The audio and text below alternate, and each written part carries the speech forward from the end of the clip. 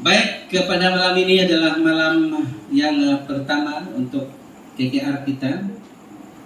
Saya telah merencanakan ini sejak awal tahun yang sebenarnya. Kemudian ketika saya menyediakan jadwal saya untuk 2 kuartal, jadwal lawatan, saya masukkan setiap gereja KKR. Ya, tetapi setelah saya berhubung dengan Pastor Justin, dia mengatakan saya rindu untuk bersama. Ya, sehingga setelah perbincangan diadakan, maka kami putuskan bahkan dengan elders kita juga supaya ianya akan dilakukan ataupun dilaksanakan secara gabungan seluruh gereja daerah Kelawat ini. Dan setelah didoakan, maka pada saat ini sebagaimana yang kita tahu, bahkan kita sudah lihat Tuhan sudah bersama dengan kita. Tadi petang, sebelum itu saya ingin menyampaikan salam Pastor Justin, dan nanti dia akan bersama kita Kamis yang akan datang. Dia akan bersama dengan kita sehingga petang Sabat. Ya, kalau mengikut apa yang telah kami bincangkan, dia akan bersama dengan kita sehingga pagi Ahad, tetapi disebabkan oleh ada keperluan untuk dia balik kampung di kampung Lumahat Beaufort pada Ahad pagi itu, maka ya dia akan selesaikan slot dia pada petang Sabat. Ya. Kemudian pada Ahad itu saya sudah memanggil beberapa pendeta kita untuk membantu dalam pemberkatan, dan kita nanti akan diagi-agikan, ya, masing-masing kita bersama dengan pendeta yang akan membantu kita pada waktu itu. Tadi petang ketika saya coba melihat bahan saya, tiba-tiba mendung, ya, dan saya melihat di tingkat saya katakan. Tidak lama kemudian hujan datang dengan lebat sekali, dan saya berdoa pada waktu itu, ya. Saya katakan kepada Tuhan, jika permintaan ini tidak membuatkan hati Tuhan kecewa, saya katakan, izinkanlah kami untuk melaksanakan kumpulan ini tanpa ujian. Nah itu, ya. Kemudian, amin, masih lagi lebat hujan. Jadi istri pun melihat dan dia senggol-senggol selesai. Kita akan pergi, ya. Dan puji Tuhan, apa yang berlaku pada saat ini, sebagaimana yang kita sudah lihat, Tuhan sudah mengizinkan kita untuk supaya kita akan mengadakan perkumpulan ini dalam keadaan yang aman, dalam keadaan yang tenang, dan kita akan terus doakan supaya keadaan cuaca akan menjadi baik di pandangan manusia. Ya, keadaan cuaca itu baik kepada Tuhan juga. Semua itu adalah baik, sehingga kumpulan kita dapat dilaksanakan. Baik, pada malam ini adalah kita akan coba memulakan perkumpulan ini sebagaimana yang dimaklumkan. Tema kita adalah pengukuhan kerohanian penakalayan. Dan ada 2 bab, saya akan coba kita memperhatikannya pada malam ini. Namun sebelumnya saya ingin membawa kita untuk mengucapkan sesuatu. Apa sudah dipanggil? Ya. Saya tidak begitu ingat sudah dipanggil. Ya, tetapi apabila saya katakan salam penatalayanan, maka setiap kita yang ada di sini akan menyambut Tuhan yang pertama, aku akan pergi. Ya, jadi kepada semua pemimpin acara, tapi boleh ya, pastikan ini kita akan lakukan di malam-malam yang ini video. Ya, jadi apabila saya katakan salam penatalayanan, kita akan jawab Tuhan yang pertama, aku akan pergi. Boleh ya? Oke, baik. Salam penatalayanan. Tuhan aku akan pergi. Amin. Ya, saya sangat diberkati dengan respons yang sudah diberikan. Puji Tuhan. Baik. Pada masa ini kita akan lanjutkan. Kalau tiada lagi yang ingin menyumbangkan lagu untuk kemuliaan Tuhan lalu istimewa kita akan lihat di sini ya. Saya tidak tahu jelas kayak itu di sana. Boleh ya? Pengukuhan kerohanian penatalayanan Jumat-Jumat Tuhan. Kita telah melaksanakan itu pada mulanya di kota Marudu, Kusya. Kemudian kita telah melaksanakan juga ini di Elikas pada beberapa bulan yang lalu. Dan kemudian setiap pastor daerah akan membawa itu dan dikongsikan bersama dengan jemaat di bawah pimpinan dan juga jagaan masing-masing. Dan pada malam ini inilah bahan-bahan yang kita ada. Baik, kita melihat apakah itu penatalayanan. Apa di atas ya, tapi tidak jadi masalah saya lihat. Penatalayanan itu dikatakan merujuk kepada seorang pengurus, pengelola, pengawas barang-barang milik orang lain. Ya, pada tugas seperti ini selalu disertakan dengan pertanggungan ataupun pertanggungjawaban. Ya, lambat atau cepat waktunya akan tiba masa untuk membuat perhitungan secara pribadi. Kita adalah penatalayanan bagi Allah dan dipertanggungjawabkan untuk mengurus, mengelola dan bahkan mengawas kesemua milik Allah di dunia ini. Dalam Alkitab telah tercatat tanggung jawab manusia yang pertama terhadap milik Allah di dunia ini. Baik, kita ingin melihat siapakah pemilik dunia ini. Dikatakan di situ dalam Mazmur pasal 50 ayat 10 hingga ayat yang ke-12. Dikatakan begini, sebab punya pula segala binatang hutan dan beribu-ribu hewan di gunung. Aku kenal segala burung di udara dan apa yang bergerak di padang adalah dalam kuasaku. Jika aku lapar, tidak usah kukatakan kepadamu, sebab punya pula dunia dan segala isinya. Amin itu. Nah, kita melihat bahwa segala sesuatu yang ada di dunia ini, ayat ini mengatakan dengan ilham Roh Kudus, Daud menulis untuk menyampaikan apa yang terkandung di dalam hati Tuhan. Kemudian dia mengatakan segala sesuatu ini adalah milik Tuhan. Maka itu tidak ada apa-apa yang kita boleh banggakan di dalam dunia. Maksud saya milik Tuhan.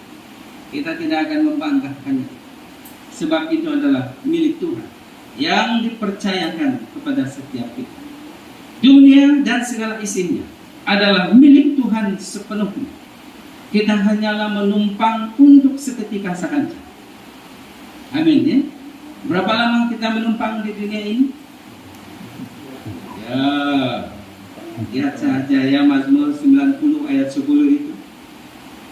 Ya kan? Masa hidup kami, kata Tuhan melalui tulisan Daud, 70 tahun. Kalaulah kuat-kuat sedikit, sampailah 80 tahun. Nah ini, ya, kita sangat beruntung dan bersyukur kepada Tuhan jika kita melepasi usia 70 tahun. Apalagi kalau sudah melepasi usia 80 tahun. Itu adalah satu berkat yang tidak akan pernah dapat dinafikan oleh mana-mana kuasa di dalam dunia ini. Kita hanya menumpang untuk seketika sahaja dan dikehendaki untuk menjadi penatalayanan bagi Tuhan, untuk bertanggung jawab menjaga alam semesta ini. Ya, juga perlu menjaga dan mengurus tubuh kita. Kita juga perlu menjaga masa kita. Kita juga perlu menjaga uang kita, bahkan juga talenta kita, dan selain itu kehidupan kita setiap waktu. Pada mulanya Adam dan Hawa telah ditugaskan oleh Tuhan dengan satu tanggung jawab, yaitu untuk menjaga segala milik Tuhan. Kita boleh perhatikan di dalam Kejadian pasal 1 ayat 26 ini mengatakan begini, Berfirmanlah Allah, baiklah kita menjadikan manusia menurut gambar dan rupa kita, supaya mereka berkuasa atas ikan-ikan di laut, dan burung-burung di udara, dan atas ternak, dan atas seluruh bumi, dan atas segala binatang melata yang merayap di bumi. Apabila kita membaca di situ ada perkataan menguasai ataupun berkuasa atas segala milik Tuhan, itu berkuasa tidak membawa maksud membunuh binatang sewenang-wenangnya, merusak segalanya sewenang-wenangnya, bukan. Tetapi di sini adalah membawa maksud menjaga, ya, melindungi. Tetapi kita tidak dapat lagi menjaga alam semesta ini, ya kan? Bukan alam semesta, bumi keseluruhannya maksudnya. Tetapi kita bersyukur pada Tuhan sebab Dia telah mengilhamkan kepada semua kerajaan di dunia ini untuk mewujudkan jabatan-jabatan khusus untuk menjaga. Ya, untuk menjaga hutan ada jabatan perhutanan. Ya, untuk menjaga sesuatu binatang-binatang di laut ada jabatan perikanan. Apalagi? Ini adalah ilham Tuhan. Dan walau bagaimanapun kita masih bertanggung jawab untuk menjaga. Nanti kita akan lihat apa yang perlu kita jaga. Tanggung jawab manusia sejak semula adalah penatalan kepada segala milik Allah. Mereka ditempatkan di Taman Eden untuk mengusahakan dan juga menjaga taman itu dan menjaga makhluk hidup yang lain. Boleh dibaca di dalam Kejadian pasal 2 ayat 15. Bermula daripada saat itu sehingga pada saat ini manusia adalah penatalan bagi Allah. Baik, inilah tanggung jawab kita. Tidak perlu lagi kita susah-susah menjaga hutan, ya kan? Tidak perlu lagi kita jaga-jaga apa yang lain. Tetapi Tuhan menghendaki supaya kita menjaga satu pada malam ini adalah tubuh kita. Alkitab banyak mengatakan tentang hidup yang sehat. Kadang-kadang manusia memberi alasan bahwa penjagaan tubuhnya itu adalah milik atas kuasa. Ya kan? Apakah kita pernah menasihati mereka yang memperlakukan tubuhnya dengan tidak baik? Ya kan? Kalau kita katakan, hentikan itu, nanti sakit. Kau jagalah kau punya hal, kata ini di tempat lain. Di tempat kita tidak berlaku. Ya kan? Tetapi ini, ya, ada yang mengatakan, badan saya punya, saya yang jaga. Ya kan? Saya masih ingat ada seorang teman dulu, tidak juga saya kenal betul. Dia bukan kebetulan, tapi Tuhan izinkan dia menumpang kepada saya. Kemudian limpas di pekan, dia melihat satu signboard makanan, ya. Kemudian dia membaca halal, ya. Jadi di makanan itu ada tulisan halal. Kemudian dia mengatakan, makan halal pun mati juga. Ya. Kemudian ada sambung lagi, makan halal pun sakit juga, katanya. Aduh, saya katakan, itu pendapat dia, ya kan? Jadi maksudnya di situ tidak perlulah ada halal, di sebaliknya makan saja. Itu dia punya pendapat, ya. Dia teman non-Advent pada waktu itu. Tetapi apa yang pasti, hal-hal yang berkaitan dengan penjagaan tubuh ini sangat diperhatikan oleh Tuhan. Dia dikatakan di sini pemikiran seperti itu adalah bertentangan dengan kehendak Allah. Disebabkan yang pertama, Allah menciptakan manusia mengikut gambar dan rupa Allah itu sendiri. Ya, Kejadian 1 ayat 26 hingga 27. Kemudian yang kedua, sebagai penatalan tubuh, kita harus memuliakan Tuhan dengan tubuh kita. Di dalam 1 Korintus pasal 6 ayat 19 sehingga ayat yang ke-20. Siapakah pemilik umat-umat yang sudah percaya ataupun yang di depan yang sudah mengenali Tuhan dan telah menerima Dia dalam baptisan dan telah menjadi orang Kristen, siapakah pemilik kepada mereka? Dikatakan dalam 1 Korintus pasal 6 ayat 19 dan ayat yang ke-20. Atau tidak tahukah kamu bahwa tubuhmu adalah bait Roh Kudus yang diam dalam kamu? Roh Kudus yang kamu perolehi dari Allah, dan bahwa kamu bukan milik kamu sendiri, sebab kamu telah dibeli dengan harga yang telah lunas dibayar. Karena itu muliakanlah Allah dengan tubuhmu. Amin. Tuhan. Jelas ayat ini mengingatkan kepada kita bahwa kita ini adalah milik Allah. Kita ini bukan milik kita sendiri. Janganlah kita mengatakan makan halal pun sakit juga, ya.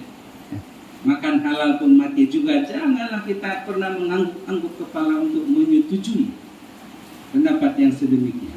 Sebab kita mulai tahu tubuh kita ini milik Tuhan. Dia sudah beli, bukan dengan uang, tetapi dia beli dengan satu harga yang tidak pernah dapat dibayar dengan uang. Umat Kristen adalah milik Allah setelah menerima penebusan Kristus.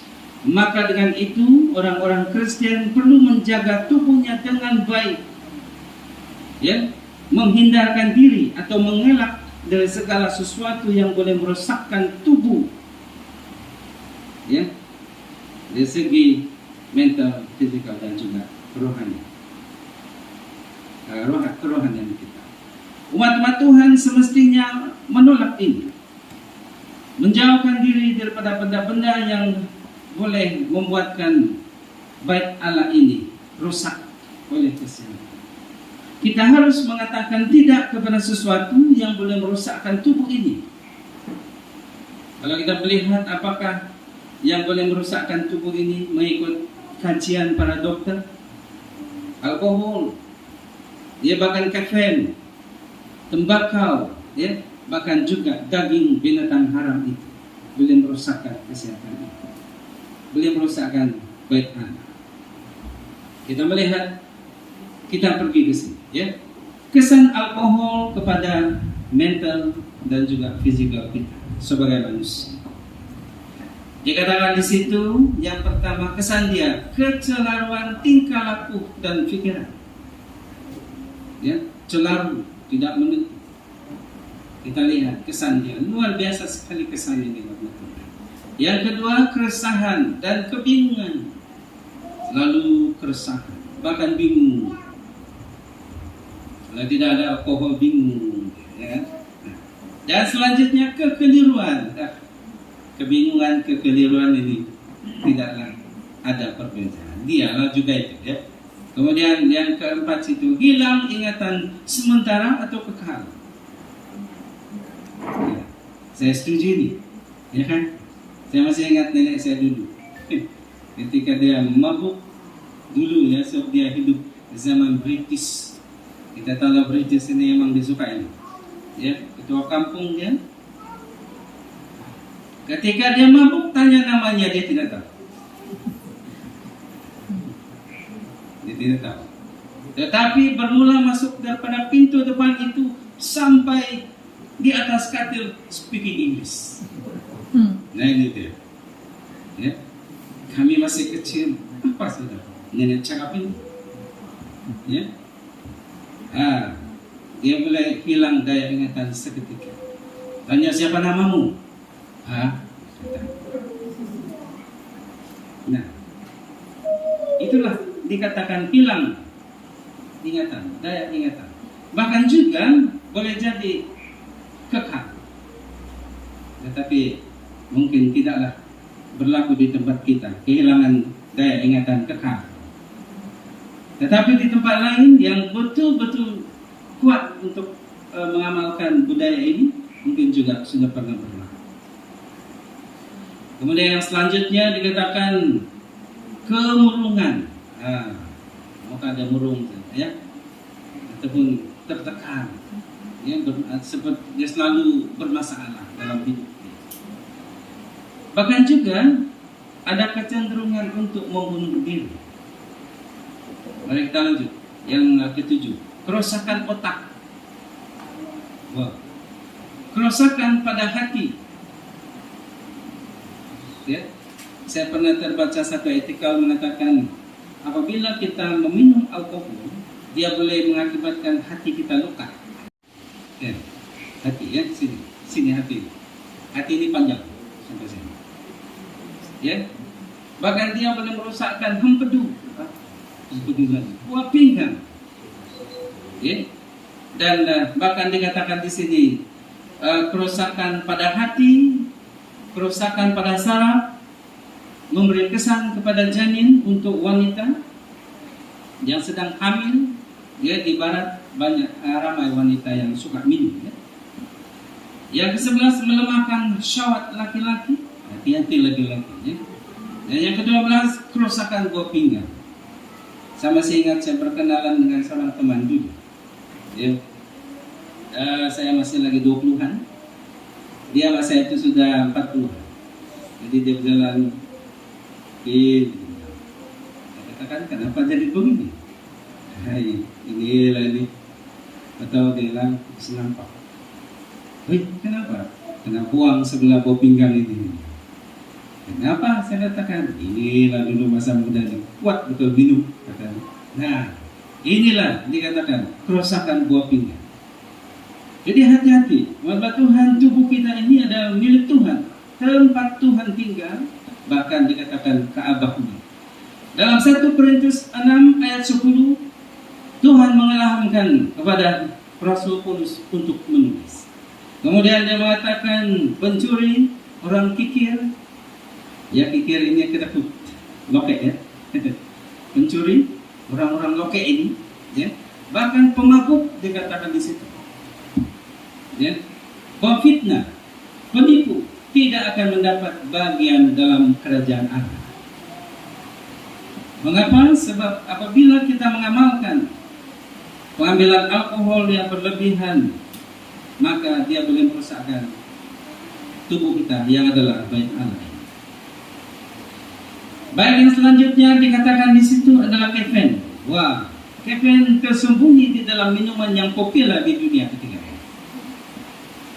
Apabila disebut Coca-Cola, oh ada yang menuduh ini Israel yang buat, kata mereka. Ya, ada ini minuman Israel kata mereka. Kita tidak tahu pendapat mereka. Minuman ini mengandung kafein yang sangat mengganggu kesehatan. Ya, bahkan dikatakan di sini kafein adalah sejenis bahan perangsang yang biasa terdapat di dalam tumbuhan seperti biji kopi, daun teh, bahkan juga buah koko. Ada yang mengatakan Milo banyak kafein. Coklat yang kita beli di Labuan itu banyak kafein. Hati-hati, ya. Baik, teman-teman, kita lanjutkan. Apakah kesan kafein ini kepada kesehatan? Baik kafein terhadap kesehatan kita, minuman yang mengandung kafein, ianya tersembunyi, tersembunyi di dalam minuman yang populer di dunia, ya seperti kopi, tea, ya, minuman Coca-Cola, bahkan juga Pepsi. Tidak tersenarai semuanya. Ada banyak lagi minuman yang mengandung kafein sebetulnya. Ya, yang mengandung kafein. Kafein boleh merangsang urat saraf kita sehingga kita susah tidur. Ya.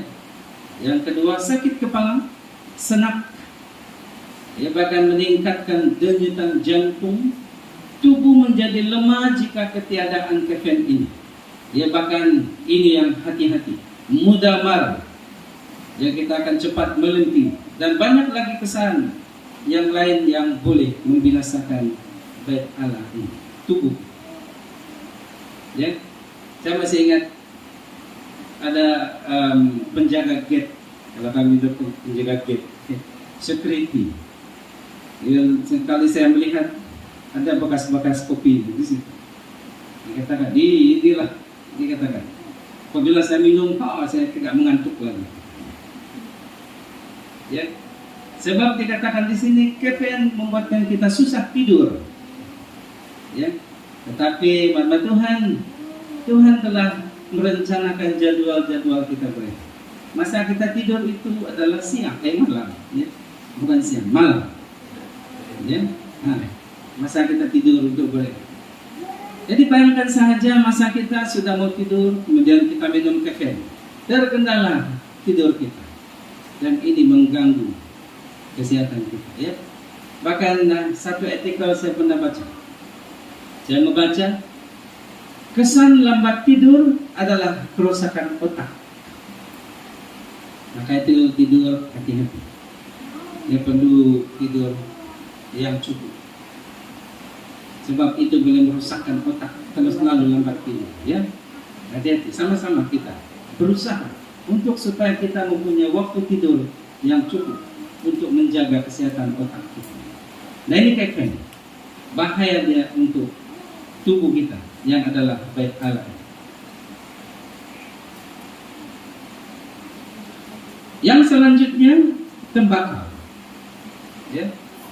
Bahkan dikatakan di sini tembakau juga merupakan pembunuh, bukan sahaja kepada pengguna, tetapi kepada mereka yang ada di sekitar kita, di sekeliling kita. Ya. Dia boleh mengakibatkan masalah kesehatan, bahkan boleh mengakibatkan kematian. Kita melihat kesan asap rokok terhadap kesehatan kita. Ada 6 kesan dia yang mendatangkan penyakit kepada tubuh badan. 1, biasalah kita melihat, ya, setiap kali saya pergi ke kedai 7-Eleven. Nah, ya kan? So, saya beli reload sana yang DG. Dan apabila saya bisa melihat rokok-rokok, mahal, ya kan? Saya lupa sudah belas-belas. Tetapi dalam kemudian pintu, itu pintu. Ya kan? Kalau kita pergi 7-Eleven, bunyi pintunya masuk. Adalah bunyi itu. Saya lihat sambil dia bagi saya reload, saya melihat datang. Dia pergi beli rokok, mahal sekalipun, sanggup dalam hati saya, kesian. Ya, dan ketika saya melihat di rokok itu, ada di situ janin yang cacat, ya, ada juga kanker sudah di sini, ya. Saya katakan sudah ada gambar yang berbahaya, tetapi masih ada yang suka. Nah ini, ya, kita melihat. Tapi apapun, ya itu pilihan, ya kan? Tuhan bagi kita kebebasan untuk memilih. Sahabat yang lalu kita sudah melihat. Kanker paru-paru bahkan juga mengakibatkan masalah jantung dan saluran darah dan kerusakan otak, gangguan sistem pencernaan, gangguan perhubungan seks. Hati-hati, merosakkan penampilan. Ya, bagaimana penampilan boleh rusak apabila kita asap rokok? Gigi kita mulai tidak cantik, ya kan? Gigi mulai menguning dan mengeluarkan bau-bau yang tidak menyenangkan. Ya, bukan saja melalui mulut baunya, tetapi juga di semua baju-baju kita ini. Ya, jadi boleh merusakkan penampilan. Nah inilah yang 6 kesan rokok di dalam kehidupan kita. Kemudian yang keempat ini, daging binatang yang haram. Ya. Ini kita tidak katakan ini yang makanan haram. Kita tidak katakan. Tetapi Alkitab mengatakan daging binatang haram. Ya. Nah, kita perhatikan di situ. Binatang-binatang ini adalah binatang yang mempunyai sesuatu di dalam daging mereka ini yang boleh membahayakan kesehatan. Sebab itu Tuhan mengatakan ini bukan makanan kamu. Ya kan? Lihat saja Imamat pasal 11. Tuhan mengatakan ini yang boleh kamu makan. Maksudnya inilah makanan kamu. Ya kan? Manakala yang ini jangan kamu makan. Maksudnya bukan makanan. Lihat apa yang Tuhan katakan boleh makan, itu makanan. yang tidak boleh dimakan itu bukan makanan. Nah, umat Tuhan yang dikasihi Yesus, kita melihat dalam 2 Korintus pasal 6 ayat 17 sehingga ayat yang ke-18 ini dikatakan begini, sebab itu keluarlah kamu dari antara mereka dan pisahkanlah dirimu dari mereka, firman Tuhan, dan jangan menjamah apa yang najis, maka aku akan menerima kamu, dan aku akan menjadi bapakmu, dan kamu akan menjadi anak-anakku laki-laki dan anak-anakku perempuan. Demikianlah firman Tuhan yang Maha Kuasa. Amin itu. Jadi apa kelayakan untuk menjadi anak Tuhan? Menjauhkan diri daripada segala yang najis ini. Dia bukan sahaja daging binatang yang najis, tetapi juga segala sesuatu yang najis.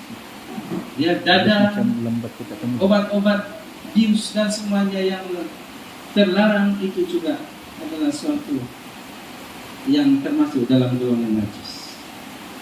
Bahkan perbuatan-perbuatan yang jahat itu juga ya, termasuk dalam golongan najis.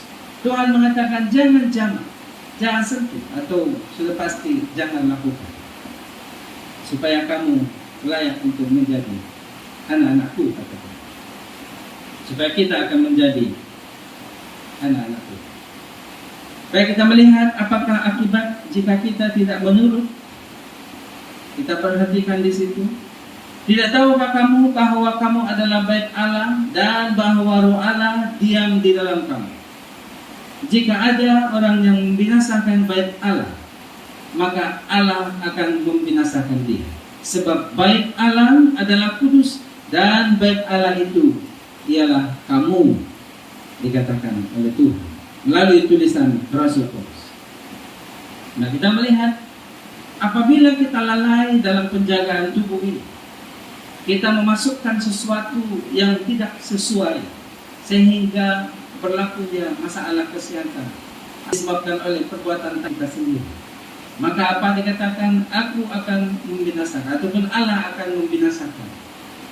Bila Allah membinasakan, boleh jadi ketika kita masih hidup, Dia izinkan penyakit kita hadapi.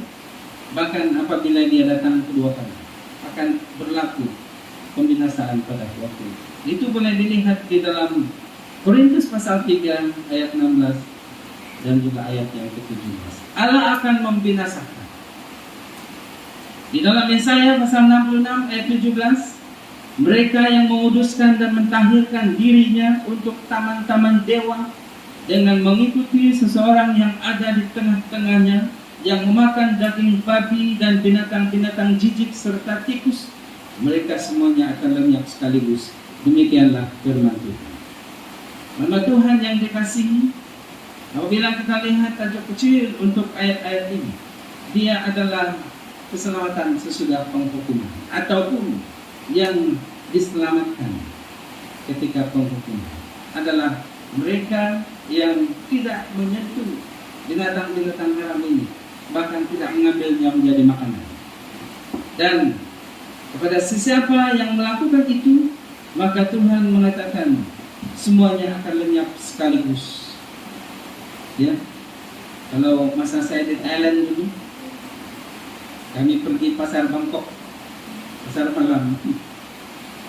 Saya kesian betul tengok ketak, habis semua ketak dipanggang, ya, macam bayi sudah itu ketak, terkangkang. Ya. Nah ini, tapi kita tidak mau menghakimi mereka, so mereka tidak tahu akan hal. Apapun yang pasti, semua yang mengambil binatang-binatang jijik bahkan tikus ini, mereka juga akan dilenyapkan sekaligus. Baik, itulah mengenai penjagaan tubuh kita. Kita harus menjauhkan diri daripada alkohol, tembakau, minuman yang mengandung kafein, bahkan juga daging-daging binatang haram ini. Umat-umat ini semestinya akan berusaha untuk menolaknya, sehingga ianya bukan menjadi makanan untuk kita. Yang kedua untuk malam ini, penatelanan terhadap talenta kita. Setelah Kristus menyatakan beberapa tanda kedatangan, Ia berkata pula kepada murid-muridnya supaya berjaga-jaga dan bersedia. Apa yang perlu kita lakukan sementara menunggu kedatangannya yang kedua kali sudah pasti. Yesus memberi perumpamaan tentang talenta untuk menjawab soalan yang tertulis di atas itu. Dengan nyata Yesus bermaksud bahwa untuk menunggu kedatangannya yang kedua kali, kita harus menjalankan talenta kita atau bakat yang kita ada, ya, kebutuhan. Melakukannya itu dengan sungguh-sungguh. Kalau kita melihat di dalam Markus pasal 13 ayat 34 dan juga Matius pasal 25 ayat 14 sehingga ayat yang ke-15 ini dikatakan di situ, sebab hal kerajaan surga sama seperti seorang yang mahu bepergian ke luar negeri, yang memanggil hamba-hambanya dan mempercayakan hartanya kepada mereka. Yang seorang diberikannya 5 talenta, yang seorang lagi 2, dan seorang lagi 1, masing-masing menurut kesanggupannya. Lalu dia berangkat. Inilah perumpamaan Tuhan Yesus berkaitan dengan talenta yang kita ada, bakat yang kita ada. Kita melihat apakah tindakan ketiga-tiga hamba ini. Dikatakan di situ, segera pergilah hamba yang menerima 5 talenta itu. Ia menjalankan uang itu lalu beroleh 5 talenta. Kemudian hamba yang kedua juga berbuat demikian dan dia berlaba talenta. Tetapi hamba yang menerima talenta itu pergi lalu menyembunyikan uang tuannya. Lihat, maka dikatakan ketika tuan itu pulang, dia mengadakan perhitungan. Di dalam Matius pasal 25 ayat 19, lama sesudah itu pulanglah tuan hamba-hamba itu lalu mengadakan perhitungan dengan mereka. Kalau kita melihat hamba yang pertama mendapat pujian di dalam ayat yang ke-21. Hamba juga mendapat pujian dalam ayat 3. Kemudian hamba yang ketiga mendapat apa? Di dalam ayat 30. Kita perhatikan kepada yang ketiga, nanam talenta yang diberikan kami. Tuhan mengatakan, itu seharusnya engkau, karena itu sudahlah seharusnya uangku itu kau berikan kepada orang yang jalan uang, supaya kembaliku aku terima serta dengan bunga. Sebab itu ambillah itu dengannya dan berikanlah kepada orang yang mempunyai 10 itu. Jadi, ya, saya ini jelas sebab tertulis dalam Alkitab. Ketika perhitungan waktu Tuhan datang, maka 2 hamba itu mendapat pujian, sebab mereka dalam waktu mereka memperolehi bunganya. Dan kita lihat hamba yang ketiga ini, dia mendapat penghukuman. Penghukuman dia dalam ayat 30 itu, tangkaplah dia, buanglah di tempat yang gelap, katanya. Ya kan? Di sanalah akan terdapat kertakan gigi. Kita tahu maksud kertakan gigi? Ya, kertakan gigi. Ya, yang sakit. Nah, yang betul sakit ya. Nah, itu ya. Nah, dia, sebab dia yang telah diamanah oleh Tuhan. Jika kita mengembangkan talenta kita, membawa maksud bakat yang diberikan, maka ianya berkemungkinan akan tarik dan sebenarnya hamba yang ketiga. Pernah dulu pandai main musik, tapi malas dalam pelayanan, tiba-tiba, kemana sudah ini? Sudah hilang. Pernah kita begitu? Ya. Nah, apabila kamu sudah punya talenta, kembangkan itu. Kembangkan untuk kemuliaan Tuhan. Ya, sehingga dia berkembang. Saya sangat diberkati dengan musik kita tadi. Saya ini paling saya suka bass, musik bass. Sejak dahulu, kalau musik tiada bass, saya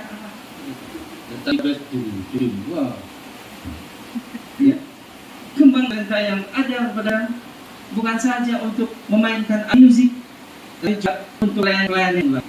Kita talenta menyanyi untuk Tuhan.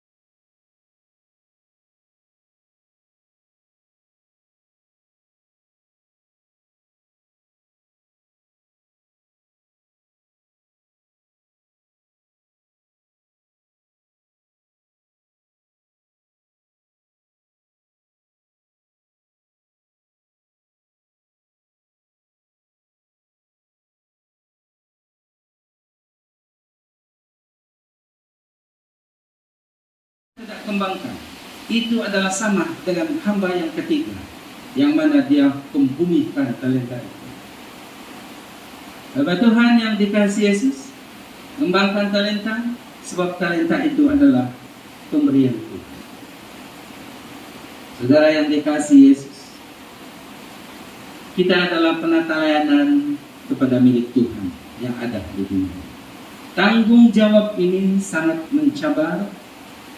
Bahkan dikatakan tanggung jawab ini sangat sulit untuk dilakukan. Ada waktu kita tidak mampu melakukannya dengan kekuatan kita.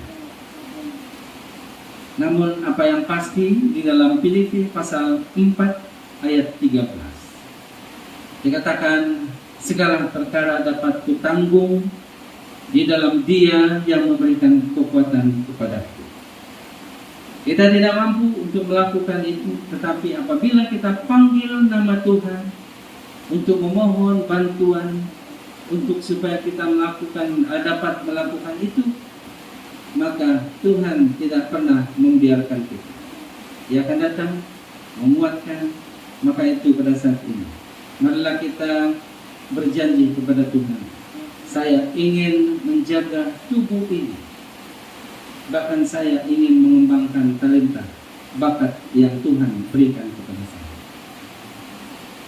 Siapa yang mau berjanji kepada Tuhan pada malam ini, mari kita sama-sama berdiri dan kita akan berdoa.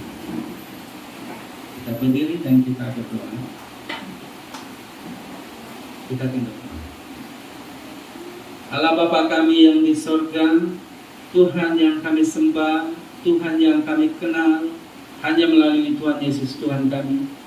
Pada saat ini ya Bapa, kami sangat bersyukur padamu sebab Engkau telah memberikan kami waktu yang cukup indah bergabung di tempat ini. Bahkan Engkau telah berada di tengah-tengah kami. Dan bahkan keadaan cuaca itu semua adalah satu berkat untuk kami. Kami akan selalu bersyukur atas segala kebaikan Tuhan. Saat ini ya Bapa, Engkau lihat anak-anak-Mu sudah membuka hati mereka untuk mendengar bisikan Tuhan. Dan pada saat ini mereka bahkan kami semua ingin membuat janji kepada Tuhan, yang mana kami ingin menjaga tubuh kami ini, yang adalah Ka'bah Allah ini, menjauhkan diri kami daripada segala hal-hal yang boleh merosakkan kesehatan, menjauhkan diri daripada alkohol, menjauhkan diri daripada sesuatu yang minuman yang mengandungi kafein, menjauhkan diri daripada tembakau atau rokok, bahkan juga menjauhkan diri daripada mengambil daging-daging binatang haram untuk dijadikan makanan. Jauhkan kami daripada semua dia Tuhan. Kami tidak mampu ya Bapa, tetapi sesuai dengan apa yang Rasul Paulus katakan, segala perkara dapat kami tanggungkan kepadamu ya Tuhan, yang boleh memberikan kekuatan bahkan kemenangan dalam hidup kami. Selain itu, kami juga sudah diingatkan supaya kami akan mengembangkan talenta yang Tuhan sudah berikan kepada kami, yaitu bakat-bakat kami. Tolong kami ya Tuhan untuk mengembangkan Sehingga Yesus datang kedua kali nanti, di saat-saat perhitungan itu akan mendapat tempat kami di hati itu. Yang mana kami telah melakukan semua ini adalah untuk kemuliaan Bapa. Terima kasih. Kebaikan Bapa, pimpin, jaga, lindungi keluarga kami. Mohon supaya di sepanjang perkumpulan ini, umat-umat Tuhan yang lain akan terpanggil untuk hadir bersama untuk memuliakan nama Tuhan. Inilah doa kami. Semua doa ini ya Tuhan, kami mohon kepadamu dengan segenap hati kami. Melalui nama anak Yesus Tuhan kami. Amin.